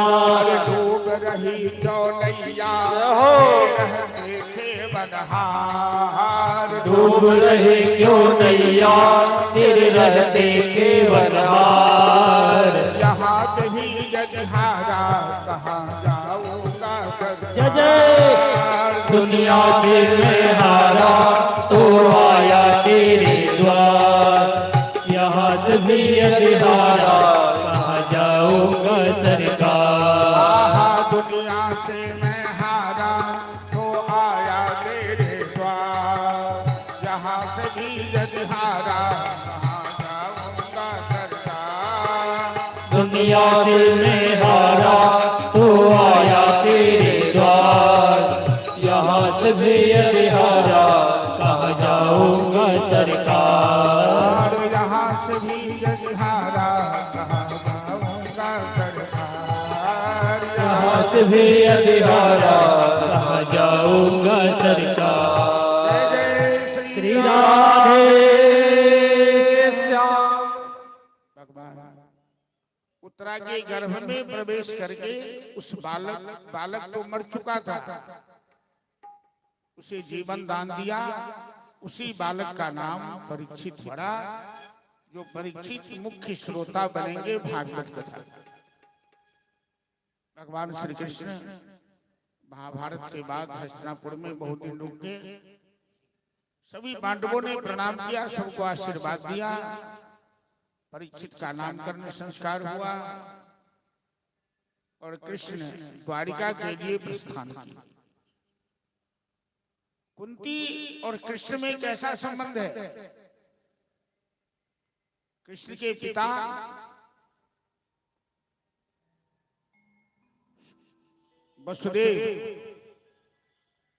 वसुदेव और कुंती दोनों भाई बहन।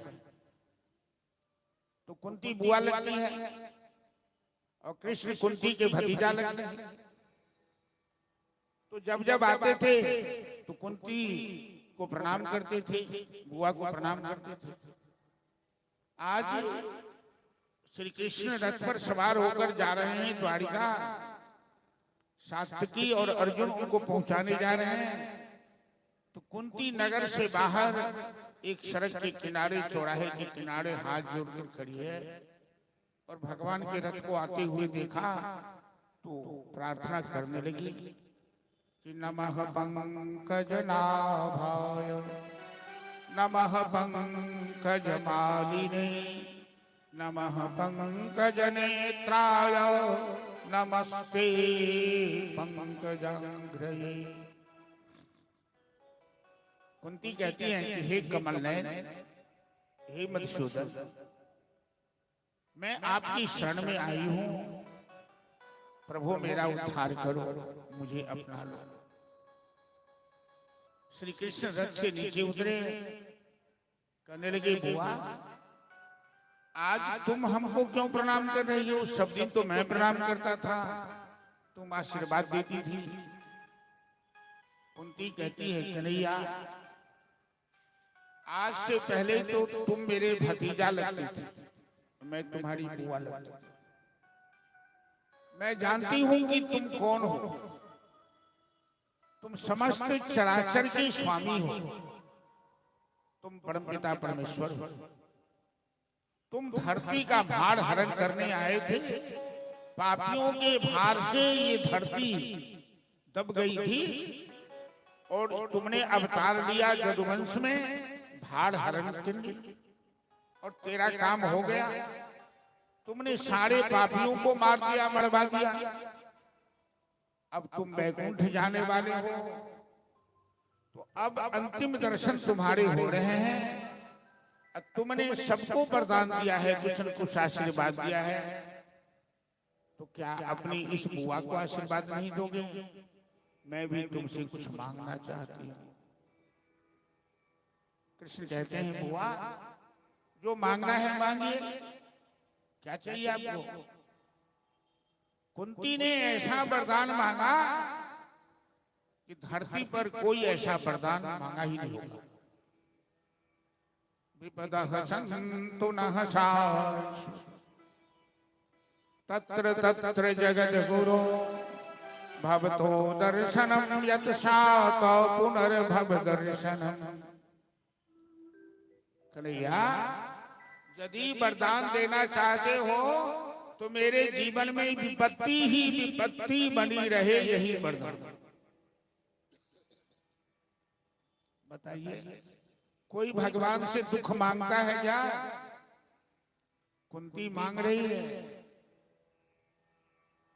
कृष्ण कहते हैं कि बुआ अरे सारी जिंदगी तो तेरे दुख में ही कट गए हैं। कौरवों ने तुम्हें कितना सताया, तेरे बेटा को जहर दे दिया, लक्षागिरी में आग लगा दिया, महाभारत में छल से जुआ से सबको जीत लिया, अब तुम्हें दुख क्या करोगी लेकर? कुंती कहती है कन्हैया वो अच्छा था कि हम दुखी थे, कम से कम तुमको याद तो करते थे दुख में। जब से रानी बन गई हूँ, राजमाता बन गई हूँ, बस इतना ऐसा आराम मिल गया कि भजन कौन करता है। मानव का स्वभाव होता है कन्हैया कि दुख में ही तुमको याद करता है। तुम जब दुख देते हो तो भक्तों पर कृपा करते हो, कल्याण करने के लिए दुख देते हो। हमें याद है कन्हैया कि जब मेरे पुत्र भिखारी थे, वनवासी थे, भीख मांगकर गुजर करते थे, उस समय दुष्ट दुर्योधन ने 10,000 शिष्यों के साथ दुर्वासा को मेरे आश्रम में भेज दिया। और दुर्वासा जी के स्वागत के लिए हमारे पास कुछ भी नहीं था। कन्हैया द्रौपदी ने तुमको याद की और तुमने एक साग की पत्ती छिपाकर दुर्वासा के कोप से हमारी रक्षा की। तुम्हारी कृपा जिस पर बनी रहती है कन्हैया, संपदो नैव संपदः विपदो नैव विपदः विपद विस्मरणम विष्णु संपन्न नारायण स्मृति। मानव के जीवन में वो संपत्ति, वो सुख सुख नहीं कहलाता जब वो परमात्मा से दूर हो जाता है। वो दुख दुख नहीं कहलाता जब वो परमात्मा के साथ जुड़ा हुआ रहता है। इसलिए भक्तों, दुख में या सुख में हर हाल में भगवान के साथ हम लोगों को जुड़े हुए रहना है। हाथ से, पांव से, शरीर से जो काम करते हैं कीजिए, लेकिन अपने मन में, अपने दिल में अपने दिलदार कन्हैया को बसा के रखिए, उन्हें याद कीजिए। अंत में वही रक्षक होते हैं, अंत में वही रक्षा करते हैं। संसार को ठोकर मार कर देता है, संसार ठुकरा देता है, लेकिन भगवान कभी किसी को ठुकराते नहीं। वो तो दीन बंधु है, वो दीनानाथ है, वो शरण शरण है, वो पतित पावन है, वो करुणा निधान है, जिसका न कोई संगी साथी, ईश्वर है रखवाला, ईश्वर उसे अपना लेता है। कुंती ने इसीलिए भगवान से विपत्ति वरदान में मांगा। महाभारत में भीष्म ने एक दिन प्रतिज्ञा की थी, छठे दिन की लड़ाई में, कि कल सूर्यास्त होने से पहले एक पांडव का वध करूंगा। भीष्म की प्रतिज्ञा से पांडव के दल में खलबली मच गई। युधिष्ठिर रोने लगे, द्रौपदी रोने लगी, कुंती रोने लगी। भगवान कैसे भक्त वत्सल हैं जरा देखिए। उतनी रात को अपने भक्तों को बचाने के लिए क्या लीला करते हैं, क्या नाटक करते हैं। और अर्जुन कैसा भक्त है उनका। गीता का उपदेश सुना, ऐसा नहीं कि एक कान से सुना दूसरे कान से निकाल दिया। गीता सुना तो गीता का जो तथ्य है, गीता का जो उद्देश्य है, गीता का जो मर्म है, अर्जुन अपने दिल में पालन किया, भगवान पर भरोसा किया। गीता जीवात्मा को भगवान पर के प्रति भरोसा दिलाती है, भगवान के प्रति आस्थावान बनाती है। और अर्जुन को भगवान पर इतना विश्वास था कि भीष्म की प्रतिज्ञा कि कोई परवाह किए बिना आराम की नींद सो रहे थे। जबकि भीष्म कल यदि निशाना बनाएंगे, भीष्म ऐसे योद्धा हैं कि संसार मिलकर भी भीष्म को पराजित नहीं कर सकता, देवता भी पराजित नहीं कर सकते। और ऐसे भीष्म की प्रतिज्ञा से लापरवाह अर्जुन सो रहा था। जब भगवान ने पूछा, अर्जुन कल भीष्म तुम्हें लड़ाई में मार डालेंगे, तुम होश में हो, अपने बचने के लिए कुछ सोचो तो सही। तो अर्जुन ने कहा, प्रभु हे मधुसूदन, आपने हमें गीता का ज्ञान दिया है, आपने हमें गीता की शिक्षा दी है, और जिसे गीता का ज्ञान मिल जाता, गीता की शिक्षा जो प्राप्त कर लेता, उसे संसार में किसी से डरने की जरूरत नहीं पड़ती है। हे मधुसूदन, जब आप मेरे सारथी हो, आप मेरे रक्षक हो, हमें एक भीष्म तो क्या, हजारों भीष्म नहीं मार सकते हैं। हमें इस बात का भरोसा है, इस बात पर विश्वास। मैं ये कहना चाहता हूं कि भागवत की कथा केवल सुनने की चीज नहीं है, ये कहानी नहीं है, ये कोई सिनेमा नहीं है, ये जीवन को भगवान की ओर मोड़ती है, ये जीवन को भगवान से मिलाने का प्रयास करती है। यदि भगवान से मिलोगे, भगवान को दिल में रखोगे, भगवान पर भरोसा होगा, तो दुनिया में किसी से डरने की जरूरत नहीं है। और अर्जुन को बचाए भगवान द्रौपदी की जूती नूपुर सब अपने कंधे से लटका के भीष्म के पास जाते हैं 12 बजे रात में, और भीष्म द्रौपदी को वरदान देते हैं, अखंड सौभाग्यवती भव। अपने भक्तों के लिए भगवान क्या क्या नहीं करते। कन्हैया कहीं चरवला गैया, कहीं बकरिया चकरिया, ऐसन केहू न करी। अपने भक्तों को बचाने के लिए कहीं चक्की चला देते हैं, कहीं घर बना देते हैं, कहीं गाय चला देते हैं, कहीं उगना बनकर विद्यापति के घर सेवा कर देते हैं। भगवान तो बड़े दयालु हैं। भीष्म पितामह ने भगवान से वचन लिया महाभारत में कि प्रभु प्रतिज्ञा करके तो मैं पछता रहा हूं, इस बात के मैं इसलिए पछता रहा हूं कि आप पांडव के रक्षक हैं, और पांडव की रक्षा चक्र सुदर्शनधारी यदि कर रहा हो तो उसे कोई नहीं मार सकता है। तो मैं पांडव को मारूंगा कैसे? जब तक आपकी कृपा है पांडव पर, तब तक पांडव का बाल बाका कोई नहीं कर सकता। तो मेरी प्रतिज्ञा तो कल टूट जाएगी प्रभु, हमें कोई परवाह नहीं है कि मेरी प्रतिज्ञा टूट जाए। भगवान ने कहा, दादा आपने ऐसी प्रतिज्ञा क्यों की? भीष्म कहते हैं, प्रभु मैं तो दुर्योधन का अन्न खाया था, पापी का ना, मेरी बुद्धि भ्रष्ट हो गई, मेरे पास विवेक नहीं रहा। मैं दुर्योधन की बात सुनकर आवेश में आकर प्रतिज्ञा कर लिया। कभी कभी बड़े पुरुष भी गलती कर बैठते हैं आवेश में आकर, इसीलिए आवेश में कभी निर्णय नहीं लेना चाहिए, और मैंने आवेश में निर्णय ले लिया। हे मधुसूदन, हे भक्तवत्सल, मैं नहीं चाहता कि पांडव का अहित हो, पांडव का बाल बाका हो। ये पांडव बड़े चरित्रवान हैं, बड़े धर्मात्मा हैं, और आपके भक्त हैं, मैं तो उसे नहीं मार सकता। लेकिन आप इतनी कृपा करना प्रभु कि अंतिम काल में हमें अवश्य दर्शन देना। जब मैं इस शरीर त्यागने लगूं, अब मैं जीना नहीं चाहता हूं, अब मैं इस शरीर त्यागना चाहता हूं, लेकिन अंतिम काल में आपका दर्शन चाहता हूं। भीष्म पितामह भगवान से प्रार्थना कर रहे हैं कि कृष्ण त्वदीय पद पंकज पंजराते अद्यैव में विशसो मानस राज हंसः प्राण प्रयाण समये कफवात पित्तै कंठावरोधन विधौ स्मरणं कुतस्ते।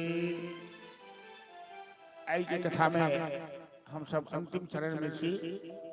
एक के बाद आरती हेतु ठंडा बेसी छै, पुनः भगवान समय ठीक करी छथिन तो थोड़ी बढ़ा के कथा के चल जेतै। लेकिन आई अंतिम चरण के कथा में भीष्म पितामह भगवान से प्रार्थना कर रहल छथिन, ई वरदान मांगे छथिन।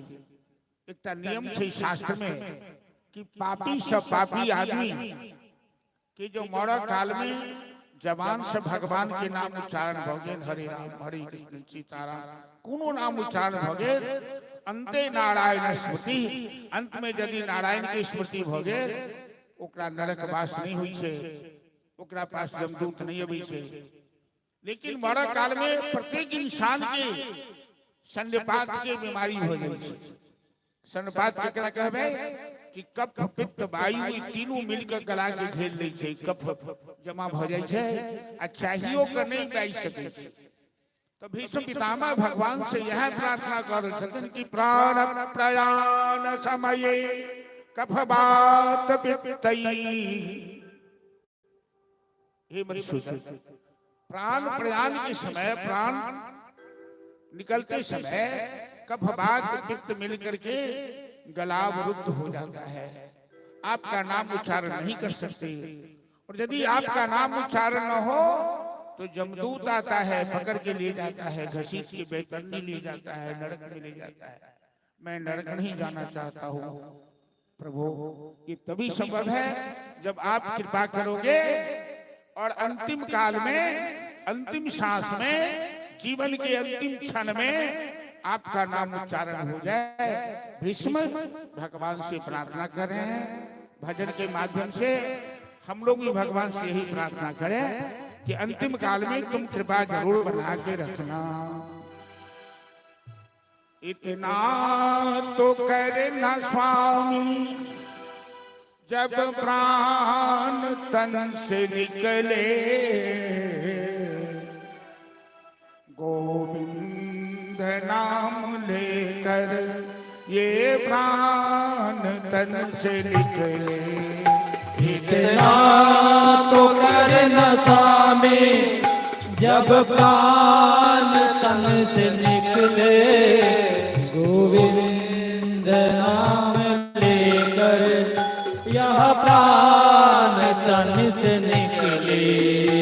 इतना तो करना स्वामी जब प्राण तन से निकले, गोविंद नाम लेकर ये प्राण तन से निकले। इतना तो करना स्वामी जब प्राण तन से निकले, गोविंद नाम लेकर यह प्राण तन से निकले। जय हो।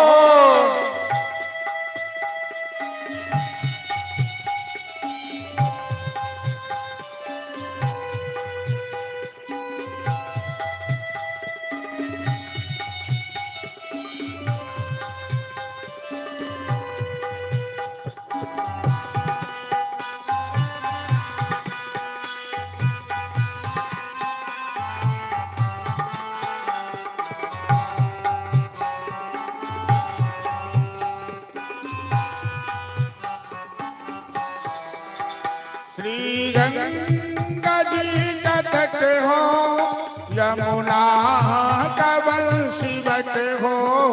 श्री गंगा जी का तट हो, यमुना का वंशीवट हो।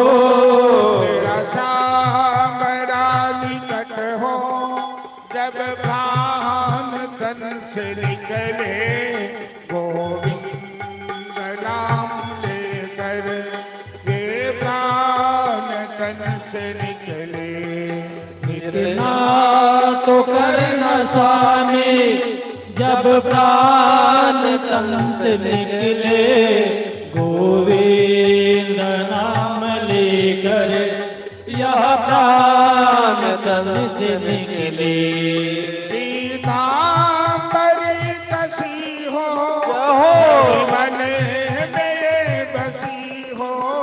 पीताम्बरी कसी हो, छवि मन में ये बसे हो। होठों पे कुछ हंसी हो जब प्राण तन से निकले, गोविंद नाम लेकर ये प्राण तन से निकले। इतना तो कर न स्वामी जब प्राण तन से निकले, गोविंद नाम लेकर यह प्राण तन से निकली।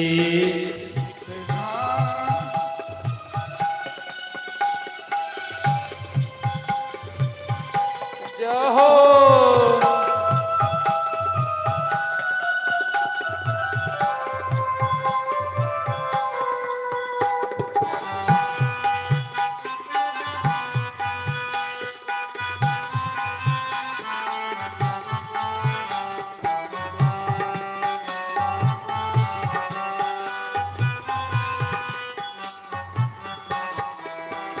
जब कंठ प्राण आए कोई रोग न सताए। जब कंठ प्राण आए कोई रोग न सताए।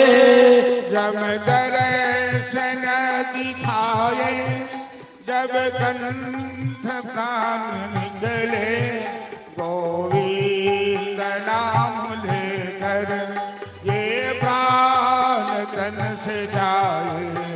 इतना तो कर न स्वामी जब प्राण तन से निकले, गोविंद नाम लेकर यह प्राण तन से निकले। अंतिम कड़ी में भीष्म पितामह कहते हैं कि प्रभु ये तो हम आपके पास एक दरखास्त दे रहे हैं, प्रार्थना पत्र दे रहे हैं, एक अर्जी दे रहे हैं, मर्जी आपकी है, जैसे करना हो वैसा करना।